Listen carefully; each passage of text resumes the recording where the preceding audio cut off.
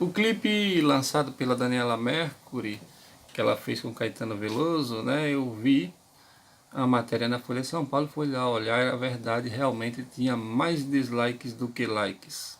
Mas isso não é surpresa, isso não é novidade, isso não deve abalar Daniela Mercury, nem qualquer outro artista que passe por isso. Essa é a estratégia da extrema-direita, como eu disse, não estão afim da verdade, eles não querem saber o que é certo e o que é errado, eles querem apenas defender ideologia. As pessoas que chamam, por exemplo, os progressistas e os esquerdistas de idiotas, leem livros do Olavo de Carvalho, Como Não Ser um Idiota, sendo que o próprio Olavo talvez não tenha lido nem o que escreveu ou escreveu e não entendeu o que escreveu, porque só fala idiotices. Então é esse tipo de público que não adianta debater. Eu gostei, eu já fui percussionista e eu gostei muito da batucada, do ritmo da música da Daniela Mercury.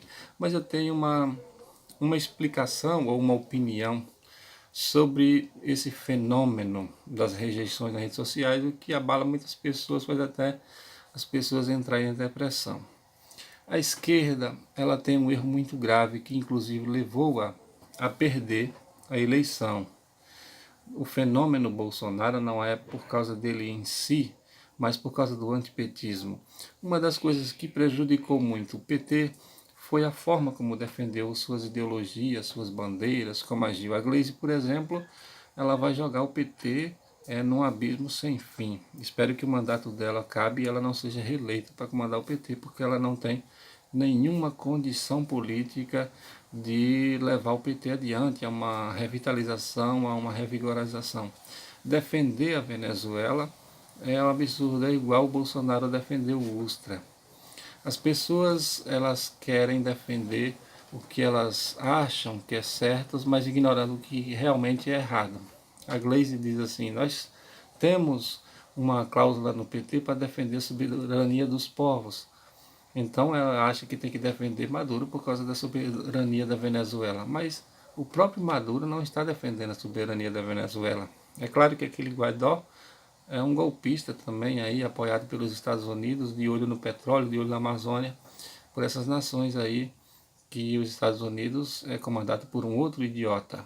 Mas o Maduro, ele levou a Venezuela ao caos, ao desastre, as pessoas saírem de lá os milhões, então é um erro o PT apoiar. Mas ela está cega, ela acha que tem que defender as bandeiras ideológicas e não viu que foi isso que levou o PT, né, ao abismo. A mesma coisa no clipe da Daniela Mercury e naquela passeata do Ele Não. A esquerda ela não percebeu ainda como o Brasil e a política funciona. Elas acham que tem que defender a bandeira a todo custo, mesmo passando pelo ridículo, mesmo sabendo que o conservadorismo está em ascensão. Então ela poderia ter passado a mesma mensagem no vídeo, sem tantas encenações, sem tanto inclinação para o ridículo, como aquele ele não que nas redes sociais teve muitas fotos de pessoas com bunda de fora, com peladas, com peito de fora e tudo mais. Esse tipo de coisa escandaliza as famílias e as pessoas têm que compreender o seguinte: o Brasil está numa onda conservadora, mas não tem conservador apenas de direita.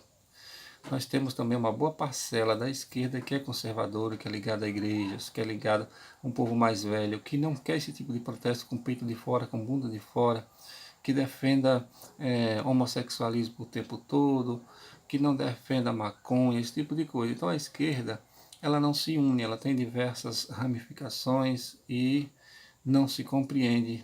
Por isso agora até nos vídeos que se dizem resistência, estão brigando entre si, porque é uma coxa de retalho. Já a direita não, a direita é mais unificada.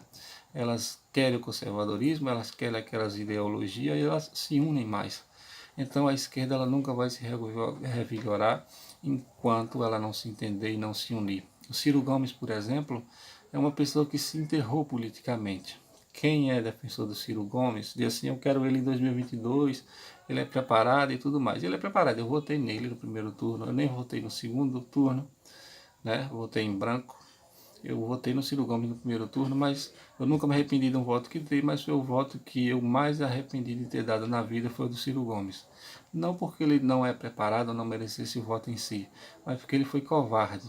no segundo turno, ao invés dele lutar, bater de frente com Bolsonaro, ele foi tirar férias na Europa. Então, entre outros tantos erros que ele cometeu durante a campanha e depois da campanha, e agora ele tinha uma postura sobre o Lula e agora ele tem outra. Ele achava que o Lula estava preso,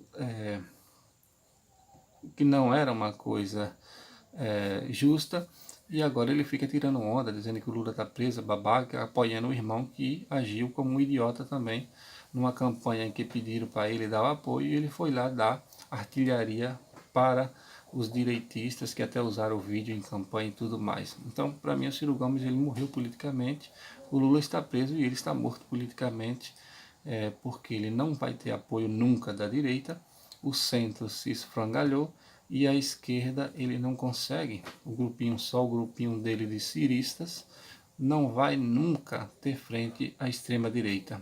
Então, a única chance seria o PT libertar o Lula, mas da forma que está agindo não vão libertar nunca, porque erram um erro atrás do outro.